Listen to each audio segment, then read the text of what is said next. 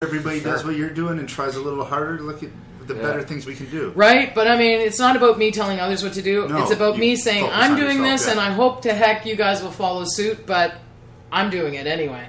So there's that, and then we've really tried to recycle over the years, but again, there's a reason why big festivals have like these giant lots with like 100 volunteers in them going through garbage cans and taking stuff out, because it's really hard. I mean, you put a recycle bin out and everybody throws garbage in it. Yeah. So we're trying again this year. I've got 2 recycle zones on the street where I'm going to have just the green recycle cans with big signage that say plastic and glass only and garbage cans. And I'm hoping the crowd and the public will help us. Like, please walk the extra 2 blocks with your glass bottle so you can put it in my recycle zone. Yeah. That's all I'm asking. And then we can all be that much greener. And I can send all this stuff to the recycle instead of sending it all to the landfill, which is my real dream.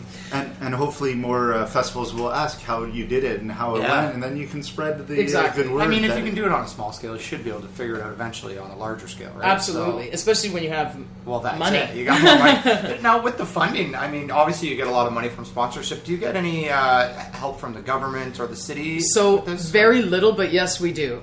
So, like I told you, our total overall budget for Westfest is nearly $1 million. We get $20,000 from the city of Ottawa, and we get $20,000 from the federal government. Oh, wow. So out of almost nearly $1 million in costs that it costs to run this festival, we get $40,000 in government funding. So really not very much at all, in fact. And I work very, very hard to get those 2 fundings as well. Because I know in Quebec, like for Rockfest, for instance, I know that is it maybe Parks Quebec or something like that, or Tourism Quebec that donate a lot of money. It's dependent on upon the amount of people that go to the event. Is that how it works for Westfest too? For some grants, For some grants, like I don't know, Heritage Canada or tourism, for sure, tourism. I mean, Westfest isn't about drawing tourism, although we do. I just found space for a tour bus from Parry Sound. I just found space for a tour bus from Kingston, and but the big festivals don't put us on the list, and Ottawa Tourism doesn't put us on the list of drawing. But we do, because almost every family in Westboro plans their family reunions and their parties during our... So we're not seen that way, but we are. I know, too, our host hotel, Albert at Bay Suites, they book all kinds of rooms from people coming in. So anyway, but you're right. But they don't see that, and it's mostly... Also, we don't get money because we don't charge money. Believe it or not, because we're free... I'm not eligible for a lot of grants. Wow. If we charged a fee for people to come in, we would be generating revenue, because they only want to give you money if you're generating revenue. Well, I say, but you're generating revenue for every business on the street. Right, but it's not a business model to them. Anyways, it's all weird, and it's kind of the things... It's harder to run a free event than people think. They actually think that it's easier, but it's not. It's harder. Yeah. It really is. So all those things. But we are funded, and it's all about sponsors. It's about people like John Doran, who own Domicile. It's like Pat Morris, who owns the Morris Home Team, and Scotiabank. All the sponsors that you see that sponsor Westfest are really true community sponsors. They're people who don't get anything back from us. Yeah. They don't get tickets. They don't get 10 tickets to see ZZ Top Saturday night. They don't, and to give to their clients. They actually give to Westfest because they believe in community, and they believe in our mandate, which is truly accessible, truly inclusive of everyone, and really free, but 100% Canadian. That's great. And we are like the only festival in Ottawa that's really focusing on Canadian talent 100%. And that's a really, really big deal to me. Yeah, that's great. And that's why we love it. And we're going to take one quick break and hear one more song from Terry Gillespie, Brother of the Blues. And then we'll just talk about some of the artists and maybe some of the early days of Westfest to get you excited for this year's festival. We'll be right back.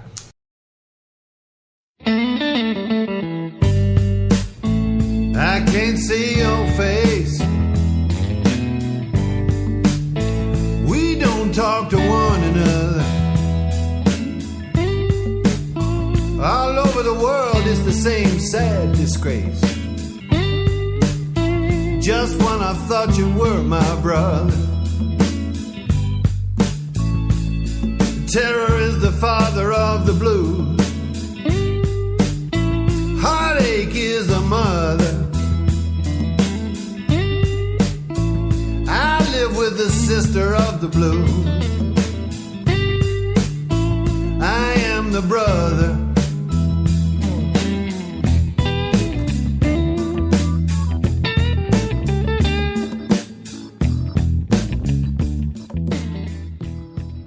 All right, thank you so much, Terry. That song was Brother of the Blues. And, of course, check him out Sunday, June 14th, 6:15 to 7 p.m.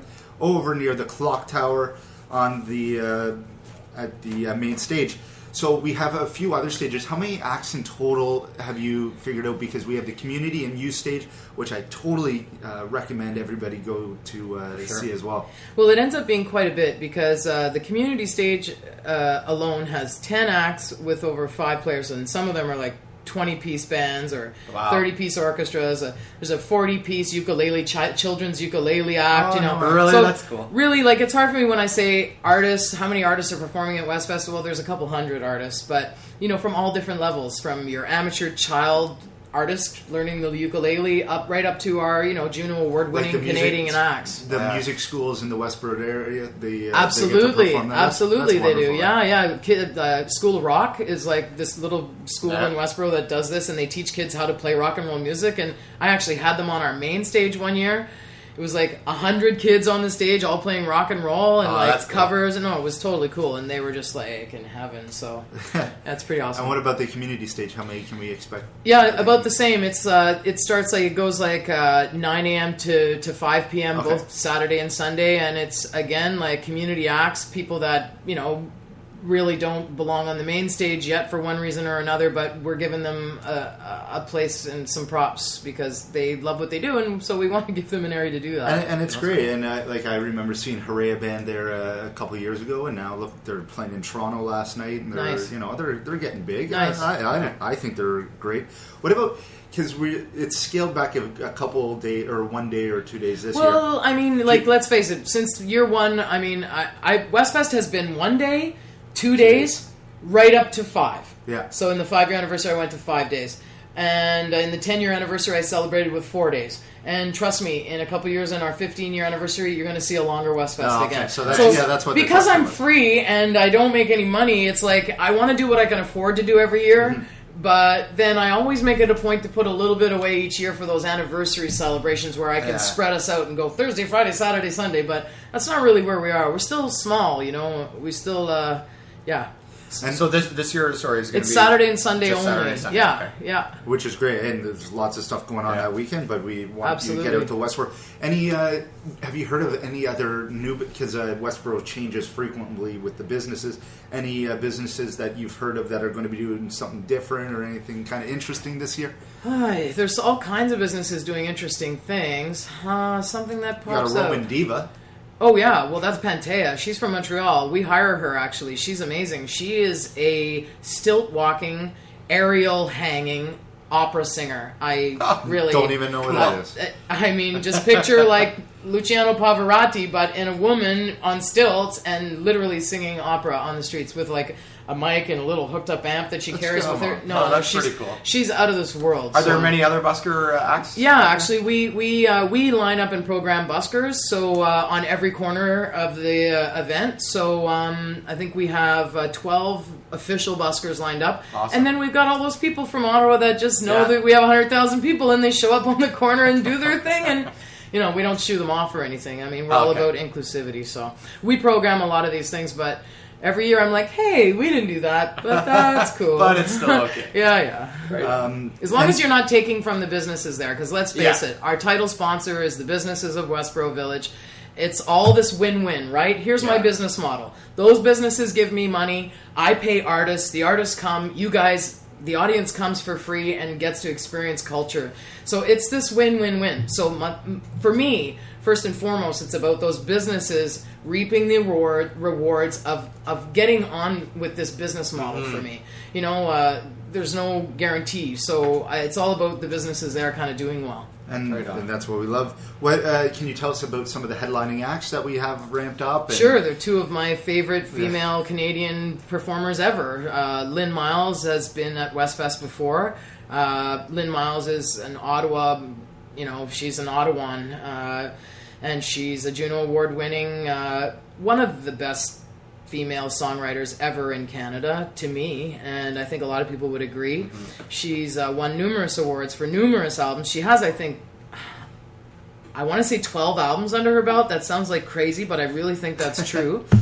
And she's just an exceptionally nice but exceptionally talented woman, and that's someone who halfway through the song can put me into tears too. So just really talented. What's really exciting about Lynn Miles is, I don't know if you noticed, but it's Lynn Miles and Friends. Yeah. So she's brought together like some of the sickest players in the country to perform with her that night, and women like Rebecca Campbell, who's super famous, Susie Vinnick, super famous folk blues award, like multiple blues award winner. Keith Glass is playing guitar. I mean, this guy has played with Cowboy Junkies, Jan Arden. I mean, the list goes on. Peter Van Offlen on drums. I mean, again, he's played with Jan Arden and all these just like really famous people. So her friends, Lynn Miles and Friends, going to be pretty exciting actually, because you're going to get about 10 Canadian superstars for the no price of one. Yeah.